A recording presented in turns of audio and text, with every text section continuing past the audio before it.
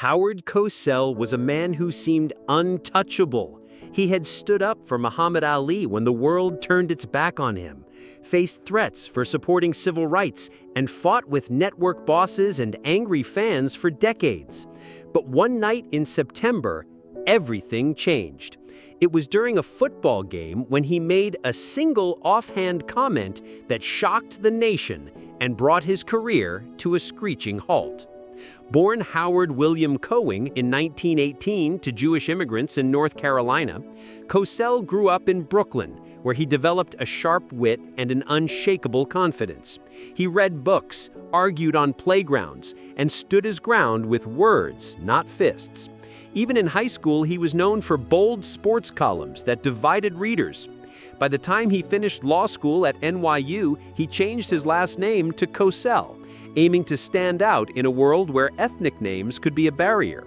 After serving in World War II, where he organized troop logistics and met his future wife, Emmy, Cosell opened a law practice in Manhattan and even represented baseball icon Willie Mays. But the courtroom never satisfied him. He was drawn to something louder, more public, and in 1953, that calling came when he began a radio show where little leaguers interviewed major leaguers. It was unpaid, but it lit a fire in him. He soon launched Speaking of Sports, which ran for decades with a unique style that blended honesty, critique, and zero tolerance for fluff. Cosell wasn't afraid to ask tough questions, and he quickly became known for telling it like it is. His interviews with Muhammad Ali became legendary. When the boxer changed his name from Cassius Clay to Muhammad Ali, many refused to acknowledge it, but Cosell said it proudly on national television and stood by Ali when he refused to fight in Vietnam, calling the punishment inhuman, even at the cost of backlash and hate mail.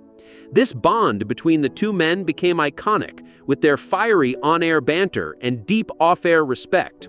When Ali was banned from boxing, Cosell gave him a voice, keeping him in the public eye through heartfelt interviews and spirited debates.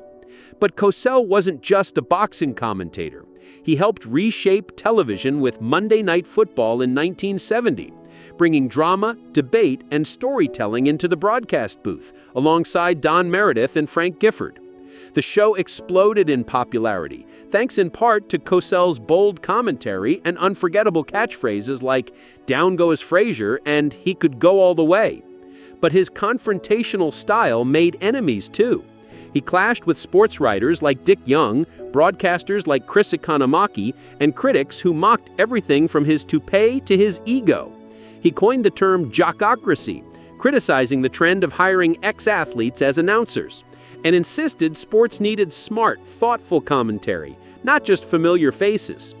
Despite his brash public persona, at home he was a different man, quiet, loyal, and deeply in love with his wife, Emmy, whom he couldn't bear to be without after she passed in 1990. Cosell was never the same. His health declined rapidly, and his drinking, which had occasionally caused incidents like slurring on air or vomiting during broadcasts, became more frequent.